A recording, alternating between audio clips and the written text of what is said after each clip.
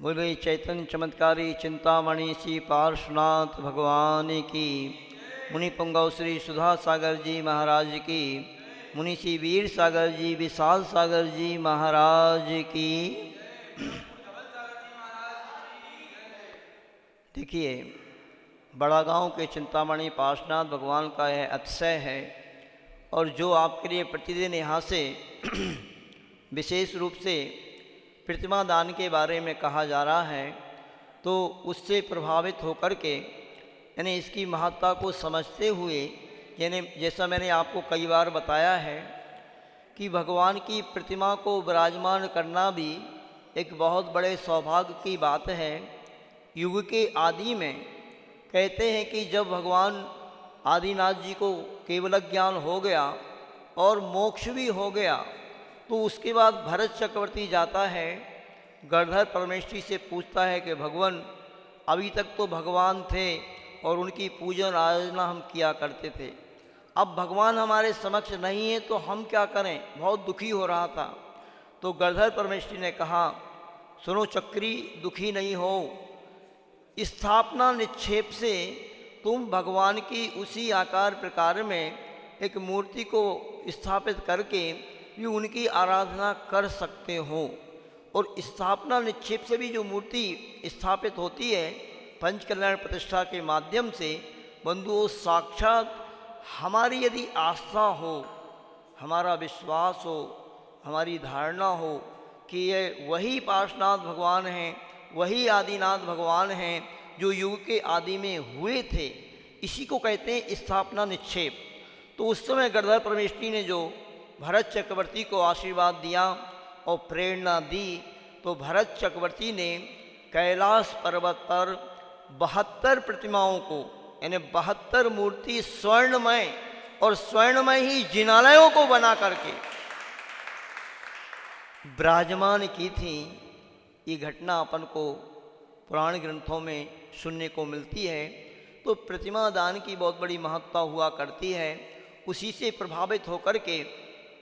और यहाँ पर इस पंचम काल में भी कहते हैं कि धर्म पंचम काल के अंत तक चलता रहेगा, तो अंत तक के जिनालय रहेंगे और अंत तक ही पंचम काल के एक गुरु भी रहेंगे, और गुरु ही आपके लिए प्रेरणादायी होते हैं। और गुरु की प्रेरणा को पाकर के बहुत आश्चर्य की बात है कि इस बड़ा गांव में 108 टन क्या होता है, 108 टन अष्ट धातु की चिंतामणि पार्श्वनाथ भगवान की मूर्ति भी विराजमान हो चुकी है।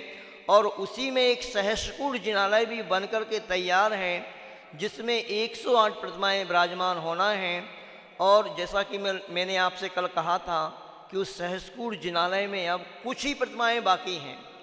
मतलब कमेटी ने बताया हमें कि महाराज लगभग 800 प्रतिमाएँ तो हो चुकी हैं, सिर्फ 200 लगभग प्रतिमाएँ ही बाकी बची हुई हैं। तो एक परिवार का मन बना, और देखो शायद एक ही परिवार ये हैं, सीधी इन्होंने 15 प्रतिमाओं की घोषणा की है।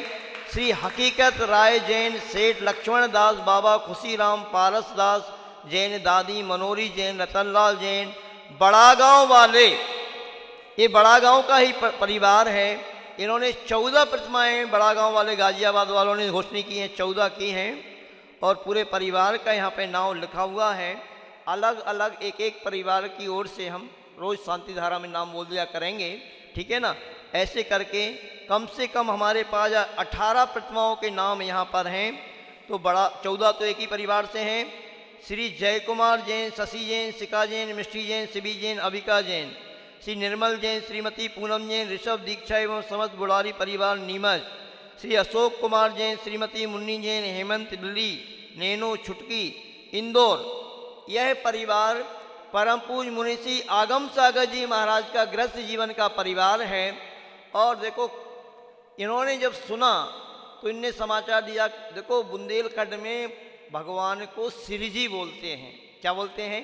महाराज जी आपके मुखारबिंद से सुना है कि वहाँ पर बड़ा गांव में श्री जी विराजमान हो रहे हैं, तो हमारे परिवार की ओर से भी एक श्री जी विराजमान होना चाहिए। और उन्होंने तो ये कहा कि महाराज हमारी श्रीमती 3 बहन हैं, तो तीनों के परिवार से एक एक प्रतिमा विराजमान होना चाहिए। और कल मुनि श्री वीर सागर जी महाराज के गृहस्थ अवस्था के परिवारजन नागपुर में रहते हैं। और आप सभी जानते हो कि परिवार के लोगों को तो चाहे मुनि महाराज बन जाए और चाहे भगवान बन जाए, उनको तो अपना बेटा ही दिखता है वो।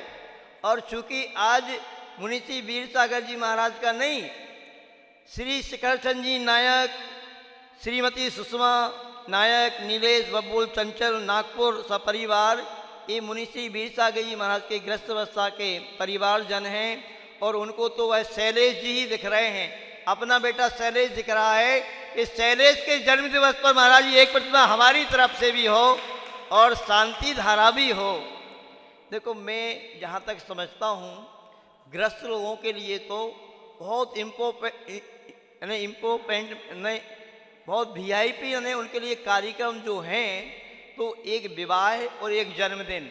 ग्रस्त लोगों को तो ये दोनों ही चीज़ें बहुत अच्छी लगती हैं और बहुत अच्छे से इनको मनाना चाहते हैं और मनाते हैं।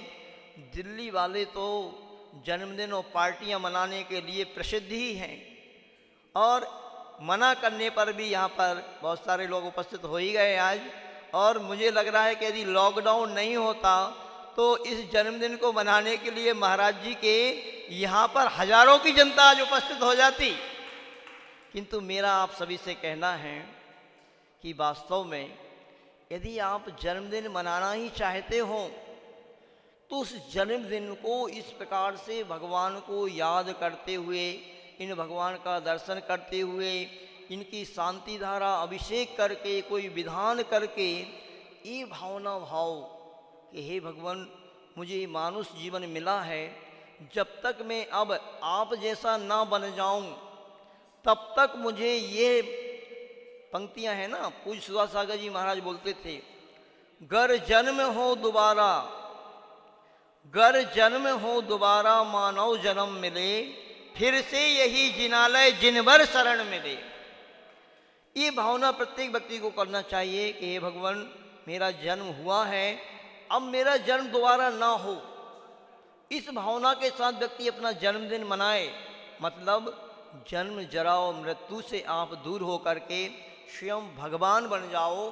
जब भी कहीं आपका जन्म नहीं हो सकता है दोबारा, और जन्म यदि मिले तो हे भगवान, ये आपका दरबार, ये आप प्रभु मुझे और ऐसे सुंदर जिनालय, मतलब जिन धर्म मुझे मिलता रहे जब तक मुझे मोक्ष की प्राप्ति ना हो। और आज के इस विशेष अवसर पर हमारे दिल्ली से आए हुए श्रावक श्रेष्ठी श्रीमान संजय जी, सानू जैन, समस्त परिवार सूरजमल बिहार से उपस्थित हैं। इनकी भावना है कि महाराज आज तीनों महाराज के मंगल स्वास्थ्य के लिए और रत्नत्रय का पालन बहुत अच्छे से हो, इस मंगल भावना से ही हम शांति धारा करना चाहते हैं। बहुत अच्छी बात है, ये भावना तो सभी के लिए भाना ही चाहिए। चलिए शांति धारा करेंगे, आज समय काफ़ी हो गया, बस इतना ही। बोलिए चिंतामणि पार्श्वनाथ भगवान की।